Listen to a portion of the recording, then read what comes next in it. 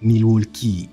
Le nom de cette ville américaine tire ses origines étymologiques de plusieurs sources de langue algonquine, des tribus autochtones américaines. Manhawk, Molwarik, Milwaukee, le mot signifiant généralement plaisante terre, magnifique ou encore terre de rassemblement. Avec entre 1960 et 1990 une moyenne de 700 000 habitants, Milwaukee était autrefois réputée pour être une terre de grandes libertés, mais aussi une société de grands rassemblements culturels. Et c'est durant ces années de brassage que cette plaisante terre sera le théâtre de plusieurs scènes d'horreur.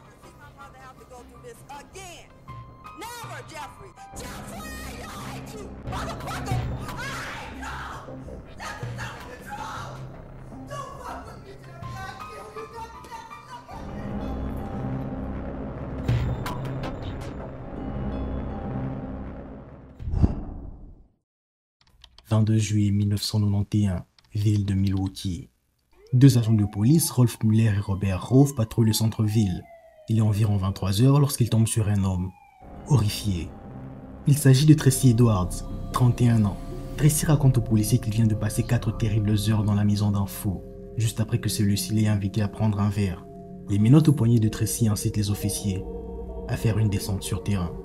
Et c'est dans l'appartement de 113 que Rolf Muller et son coéquipier tombent sur une scène digne d'un film d'horreur.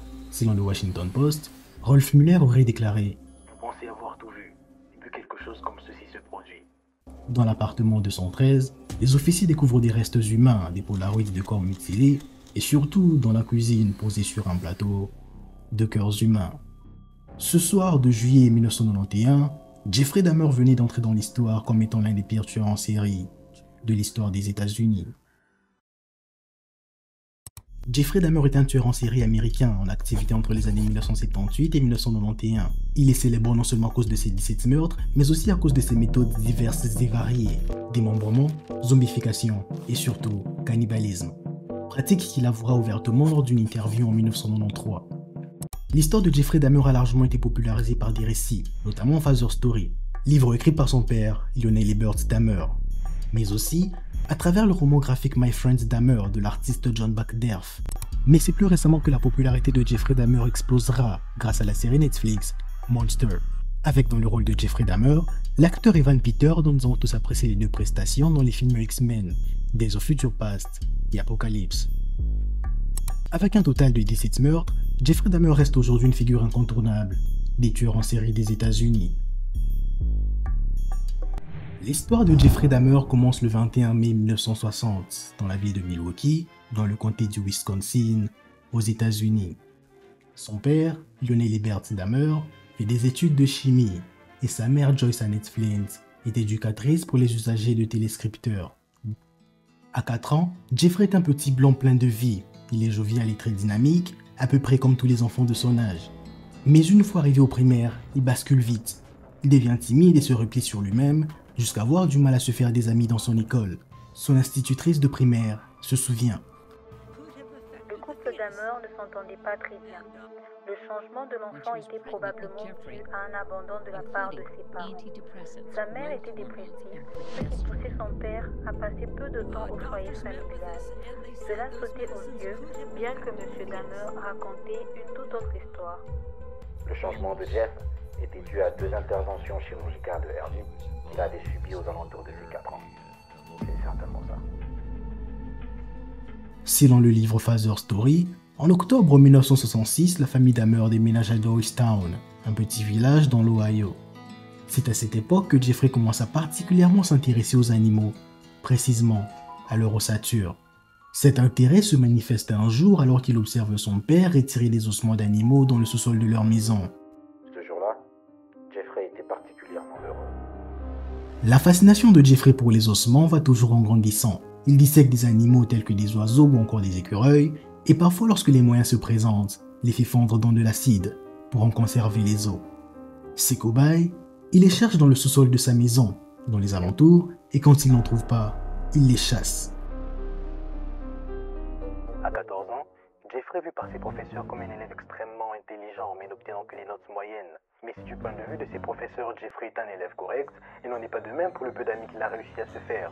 En effet, du haut de ses 14 ans, Jeffrey boit beaucoup. Ses amis iront jusqu'à déclarer qu'il gardait toujours une bouteille d'alcool sur lui, Et lorsqu'on lui demandait pourquoi il buvait autant, la réponse était toujours la même. L'alcool est mon médicament. Mais un médicament contre quoi? En vrai, depuis un certain temps, Jeffrey n'est plus fasciné par la dissection des animaux. Désormais, ses expériences, il rêve de les pratiquer sur des humains. Le 18 juin 1978, Steven Hicks, un jeune garçon fraîchement diplômé des secondaires, se rend dans l'Ohio, à environ 40 km. C'est une chaude journée d'été, mais par chance, le garçon a réussi à faire de l'autostop. Durant le trajet, la température monte rapidement dans la voiture et le conducteur lui propose alors de faire une halte à son domicile, afin de se désaltérer. Il ajoute que ses parents sont absents et qu'il serait bien dommage de ne pas profiter de l'occasion, idée à laquelle Steven ne s'opposera pas. Décrit par ses proches comme étant altruiste, généreux et très social, Steven Hicks est un garçon qui a foi en la société. Extraverti, il est toujours partant pour se faire des nouveaux amis. Après un excellent moment passé en compagnie de son nouvel ami, Steven Hicks décide de s'en aller. C'est l'anniversaire de son père et il doit rendre visite à sa petite amie. Mais pendant que le jeune s'apprête à partir, une barre d'haltères s'abat sur sa tête. Sans aucun témoin, Steven est emmené dans la cave où il est démembré et par la suite enterré dans le jardin. Les probabilités étaient d'une chance sur 700 000 pour que ce jour ensoleillé d'été 1978, Steven Hicks croise la route de Jeffrey Dahmer, qui fait de lui sa première victime.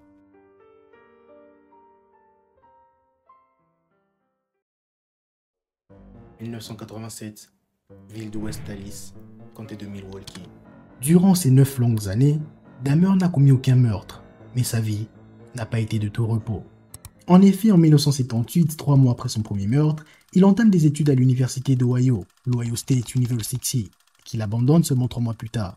En 1979, sur ordre de son père, il s'enrôle dans la US Army, l'armée américaine, mais en mars 1981, il est jugé inapte au service militaire. Il s'installe alors en Floride où il trouve un travail dans une épicerie, mais là également, il est renvoyé. C'est dans une ultime tentative afin de sauver son fils que son père lui propose de changer d'environnement. Une nouvelle vie et un nouveau départ pourraient l'aider à se forger un avenir meilleur. C'est ainsi qu'à 27 ans, Jeffrey Dahmer se retrouve à vivre chez sa grand-mère dans le comté de West Allis, toujours à Milwaukee. Chez Catherine, Jeffrey se conforme aux règles de la maison. Quand il ne cherche pas de travail, il prend le temps d'accompagner sa grand-mère au service ecclésiastique. On pourrait croire qu'il a entamé un réel processus d'amélioration, mais il n'en est pas. Car pendant que tout le monde voit la rédemption de Dahmer, voilà déjà 3 semaines qu'il a commis son deuxième meurtre. Steven Tuomi, 28 ans. Après ce meurtre, Dahmer ne s'arrêtera plus. En 1988, James Dockstader, un natif américain de 14 ans, s'enfuit du foyer familial et le soir du 16 janvier, rencontre Jeffrey Dahmer. Ce dernier lui propose une récompense de $50 en échange d'un service rendu. Sans famille, mais surtout sans revenu fixe, le jeune Dockstader accepte l'offre.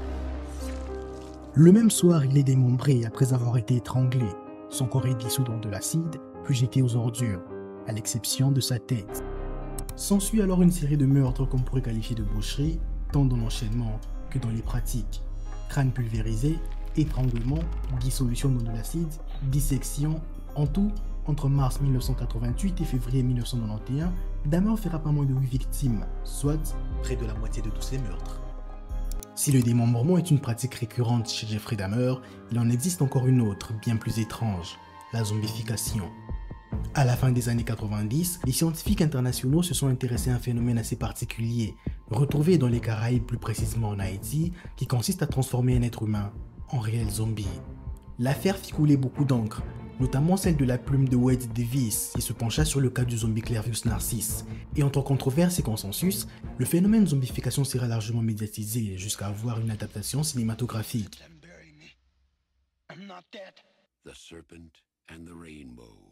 De Wes Craven, réalisateur connu pour ses films d'horreur cultes tels que Scream, Les Griffes de la Nuit ou encore Un vampire à Brooklyn. Passionné de films d'horreur cultes tels que L'Exorciste, Jeffrey Dahmer réussira lui aussi de réduire 4 de ses victimes à l'état de zombie. Le procédé est simple. À défaut d'utiliser de la poudre zombie utilisée en Haïti, Jeffrey quant à lui fera un trou dans les crânes de ses victimes et à l'aide d'une énorme seringue, il y injecte de l'eau bouillante et lorsque les moyens se présentent, de l'acide chlorhydrique, communément appelé esprit de sel. Si l'expérience est une réussite, la victime se réveille généralement au bout de quelques heures avec un fort mal de tête. Au contraire, si c'est un échec, la victime succombe directement lors de l'injection.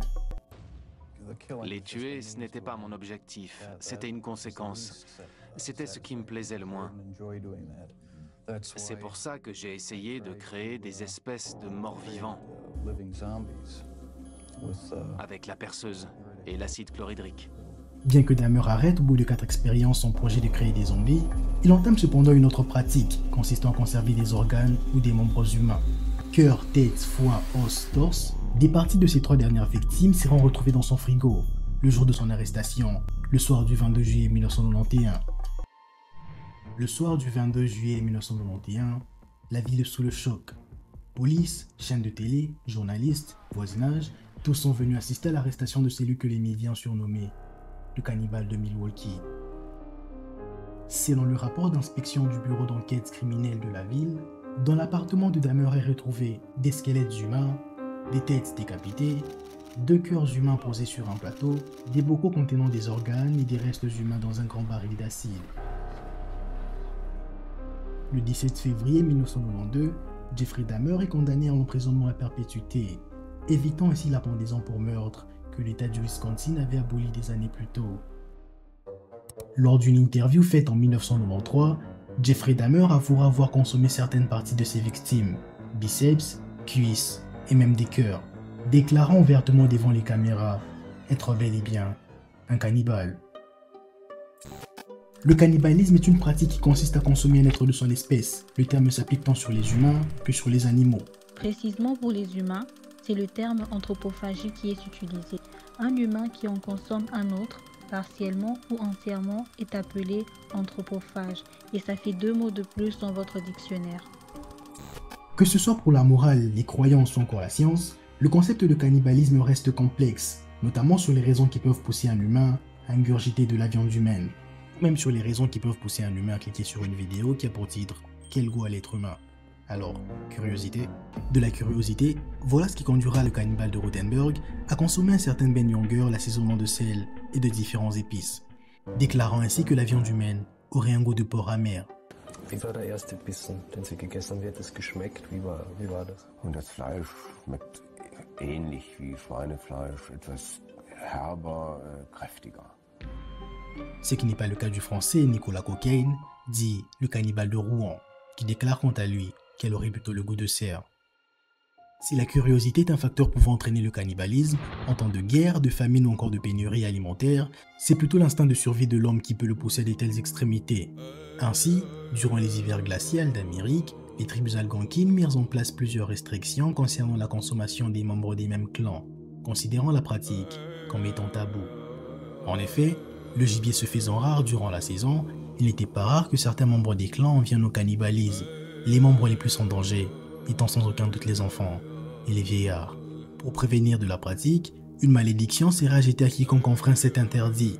Le concerné sera transformé en une bête monstrueuse et sera forcé de vivre dans les profondeurs des forêts, écartant ainsi toute possibilité pour que le cannibale révèle le goût de la chair qu'il a ingurgitée. C'est ainsi que verra le jour la légende du Wendigo.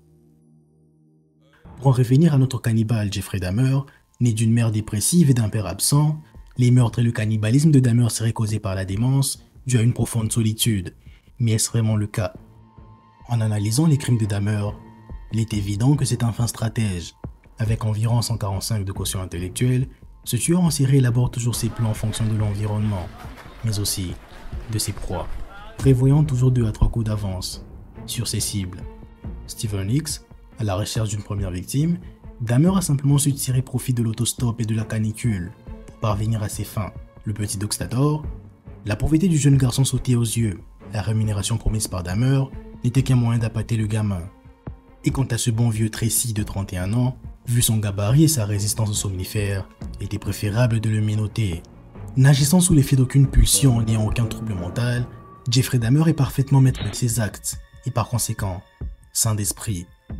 La question à se poser est alors pourquoi? Qu'est-ce qui pourrait bien pousser un homme à commettre de tels crimes? Malheureusement, à cette question, nous n'aurons sans doute jamais la réponse, puisqu'une année après l'interview, lors de son service de ménage, Jeffrey Dahmer est attaqué par un coup d'étenu, et quelques heures après, succombe à ses blessures. Il est officiellement déclaré mort le 28 novembre 1994. Dahmer est incinéré selon ses dernières volontés, et l'appartement dans lequel il résidait, l'appartement 213, sera exorcisé avant que l'immeuble tout entier ne soit détruit. Il existe des recoins de l'âme humaine où résident des pensées si sombres qu'aucun individu ne devrait y avoir accès. C'est ainsi qu'a été créé un système visant à délimiter et encadrer l'homme dans ses agissements. Ce système établit des modèles de réflexion, de réussite, mais aussi de conduite. Mais l'équilibre de ce système est-il aujourd'hui rompu, puisqu'avec l'avènement des médias, séries, films ou encore documentaires, les actes des tueurs en série sont mis au devant de la scène. Reconstruction historique, sujet d'étude ou simple fiction, les tueurs en série font désormais partie de la culture populaire, réduisant ainsi l'impact des horreurs dont ils sont réellement capables, faisant ainsi de l'effroi un sujet de loisir.